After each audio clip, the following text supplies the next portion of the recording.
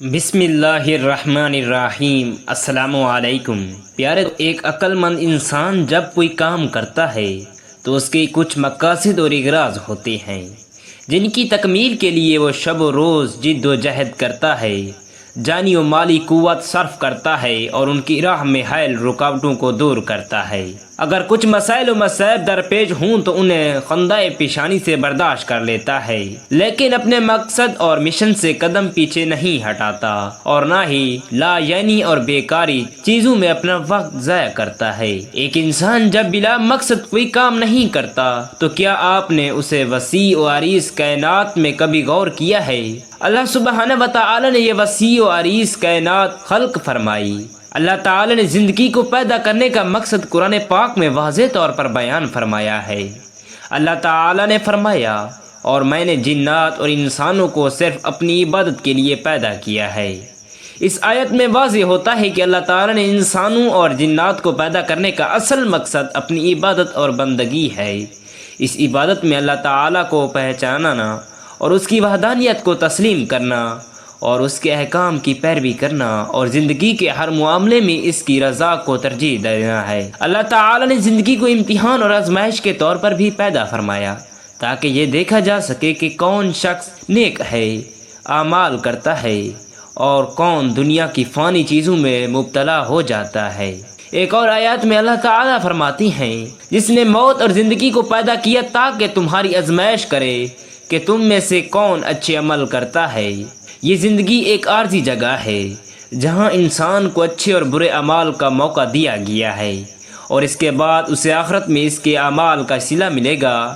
یہ بات بالکل واضح ہے کہ ہر انسان خود بخود اس بات کو محسوس کرتا ہے کہ کوئی ہے جس نے اسے پیدا کیا ہے، کوئی ہے جو اس کا رب اور خالق ہے، کوئی ہے جس نے اپنی ضروریات پوری کرنے کا مطالبہ کرے، اور جب انسان کسی پریشانی میں مبتلا ہو تو اس کی طرف دعا میں ہاتھ، آنکھیں اور دل آسمان کی جانب بلند کرتا ہے اور اپنے رب سے مدد طلب کرتا ہے۔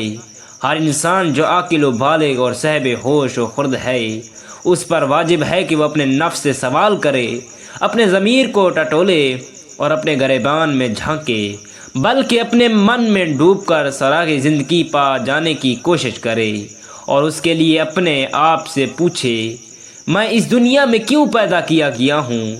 اس زمین پر میری ڈیوٹی کیوں ہے؟ مجھے ساری کائنات سے ممتاز کیوں کیا گیا؟ انسان کی فوقیت و برتری اور ممتاز مقام کا ثبوت تو خود قرآن کریم میں مذکور ہے۔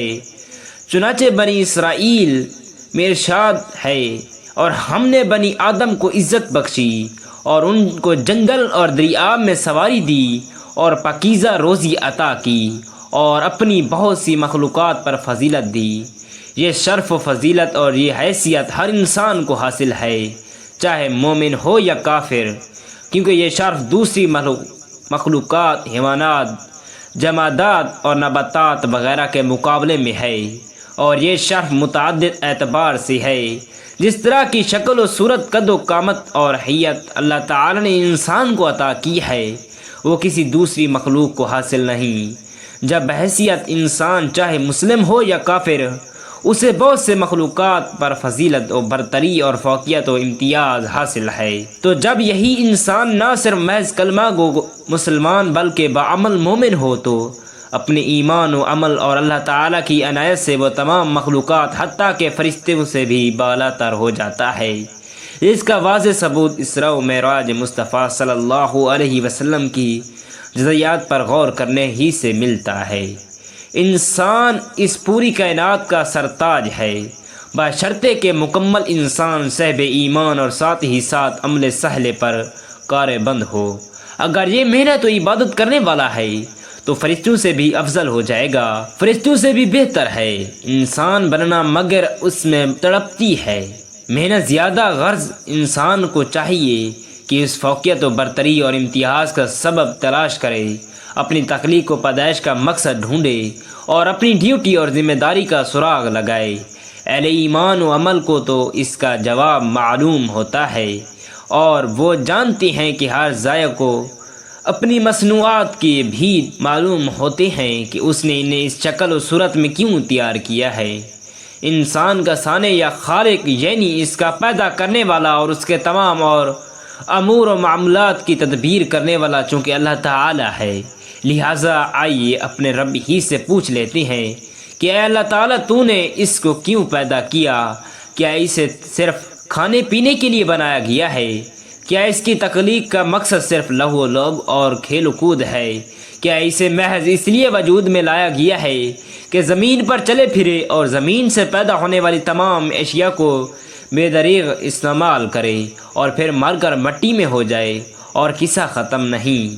ہرگز نہیں، کیونکہ سورہ زاریات میں اللہ تعالیٰ کے ارشاد باری تعالیٰ ہے، اور میں نے جن اور انسان اس لیے پیدا کیے ہیں کہ وہ میری عبادت کریں۔ انبیاء کی بعثت کا بڑا مقصد، انبیاء علیہ السلام کی بعثت کا سب سے بڑا مقصد ہی یہ تھا کہ لوگوں کو کہیں کہ اللہ تعالیٰ کی ایک عبادت کرو، کسی کو اس عبادت میں شریک نہ کرو۔ توحید ہے اور یہی تمام انبیاء کا دین رہا ہے، جس کی تعلیم دے کر اللہ تعالیٰ نے انبیاء کو اپنے بندوں کے پاس بھیجا۔ سب سے پہلے رسول حضرت نوح علیہ السلام ہیں۔ حضرت نوح اور حضرت آدم کے درمیان 10 صدیوں یا 10 پشتوں کا فاصلہ ہے۔ حضرت نوح علیہ السلام کچھ پہلے تک تمام لوگ اسلام پر قائم چل رہے تھے، پھر سب سے پہلے توحید سے انحراف اس طرح آیا کہ اس قوم کے صالحین فوت ہو گئے تو ان کے عقیدت مندوں نے ان پر سجدہ گاہیں، عبادت خانے قائم کر دیے اور ان کی تصویریں بھی وہاں لٹکا دیں۔ مقصد ان کا یہ تھا کہ اس طرح ان کی یاد سے وہ بھی اللہ تعالیٰ کا ذکر کریں گے اور ذکر الہی میں ان کی مشاہبت اختیار کریں گے۔ جب کچھ وقت گزرا تو انہوں نے ان سور کو مجسموں کو ہٹا دیا، پھر کچھ اور عرصہ گزرنے کے بعد مجسمے بتوں کی شکل میں اختیار کر گئے، پھر ان کی پوجا پاٹ شروع ہو گئی اور قوم نوح کے یہ صالحین ود، سوائے، یغوث، یعقوب اور نصر معبود بنا لیے گئے۔ جیسے ہی ان صالحین کے بارے میں ان کی قوم میں غلو کرنا شروع کیا تو اللہ تعالی نے نوح علیہ السلام نبی بنا کر ان کی ہدایت کے لیے بھیجا، جنہوں نے 950 سال تبلیغ کی، یعنی لوگوں کو اللہ تعالیٰ کے دین کی دعوت دی، لیکن تھوڑے سے لوگوں کے سوا کسی نے آپ کی تقلیب کا اثر قبول نہیں کیا، یعنی حق کو دیکھتے تھے مگر اس کو اپنانے کے لیے تیار نہ تھے۔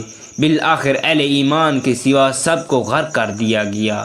یہ وہی تابوت یا بزرگوں کے مجسمے تھے جن کا سبب سے آخری رسول حضرت محمد مصطفیٰ صلی اللہ علیہ وسلم نے خاتمہ فرمایا۔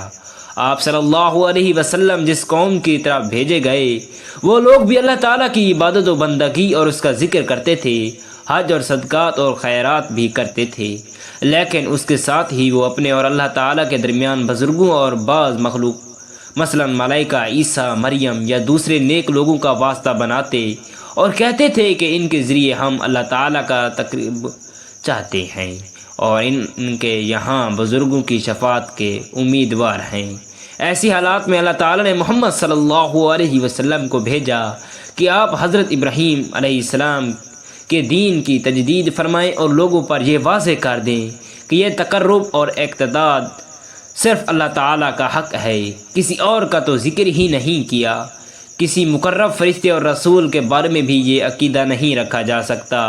جان لو کہ دنیا کی زندگی محض کھیل اور تماشا ہے اور ظاہری آرائش ہے اور آپس میں فخر اور خود ستائی ہے اور ایک دوسرے پر مال و اولاد میں زیادتی کی طلب ہے۔ اس کی مثال بارش کی سی ہے کہ جس کی پیداوار کسانوں کو بھلی لگتی ہے پھر وہ خشک ہو جاتی ہے، پھر تم اسے پک کر زرد ہوتا ہے دیکھتے ہو، پھر وہ ریزہ ریزہ ہو جاتی ہے، اور آخرت میں نافرمانوں کے لیے سخت عذاب ہے اور فرما برداروں کے لیے اللہ تعالیٰ کی جانب سے مغفرت اور عظیم خوشنودی ہے۔ اور دنیا کی زندگی دھوکے کی پونچی کے سوا کچھ نہیں ہے۔ ایسی زندگی جس کا کوئی مقصد نہ ہو، یوں ہی ہے جیسے ایک جسم ہو جس میں روح نہ ہو، یا ایک قافلہ ہو جس کی کوئی منزل نہ ہو۔ زندگی اگر ختم ہو جائے، اس کا نشان تک مٹ جائے، تب بھی نام سلامت رہے۔ انسان کی مثال اس درخت کی مانند ہے جو سایہ بھی مہیا کرتا ہے اور پھل بھی اور پھول بھی خود جھلستا ہے مگر اس کے سائے میں چرند پرند اور مسافر اپنی تھکن اتارتے اور ستاتے ہیں۔ وہ خود پتھر کھاتا ہے مگر پھل اور سائے میں سے محروم نہیں کرتا، اپنی سرچست تبدیل نہیں کر سکتا۔ اللہ تعالیٰ نے تو تمہیں بھٹکنے کے لیے پیدا نہیں کیا۔ ہماری زندگیاں ایک خوبصورت معنی خیز مقصد کی حامل ہیں جو جب ایک مرتبہ واضح ہو جائے تو بہت ساری الجھنیں دور ہو جاتی ہیں۔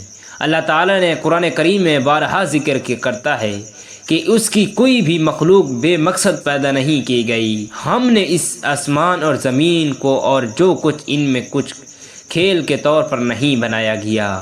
اگر ہم کوئی کھلونا بنانا چاہتے اور بس یہی کچھ ہمیں کرنا ہوتا تو قرآن مجید میں ارشاد ہے، اللہ تعالیٰ تو تمہیں یہ بتاتے ہیں کہ ہمارے ارد گرد جو کچھ ہے سب ایک نہایت گہرا اور پاکیزہ مقصد رکھتے ہیں۔ ہم زمین اور آسمانوں کو اور ان ساری چیزوں کو جو ان کے درمیان ہے برحق ہے اور ایک مدت خاص کی تعین کا ساتھ پیدا کیا گیا ہے۔ اللہ تعالی ہمارا خاتمہ ایمان پر فرمائے، آمین۔ اللہ تعالی تمام مرحومین کی بخشش و مغفرت فرمائے، آمین۔ اگر آپ کو ویڈیو اچھی لگی ہے تو اس ویڈیو کو لائک کریں، شیئر کریں اور چینل کو سبسکرائب کرنا مت بھولیں، کیونکہ ہر نئی معلوماتی ویڈیو آپ تک ضرور پہنچے۔ اللہ حافظ۔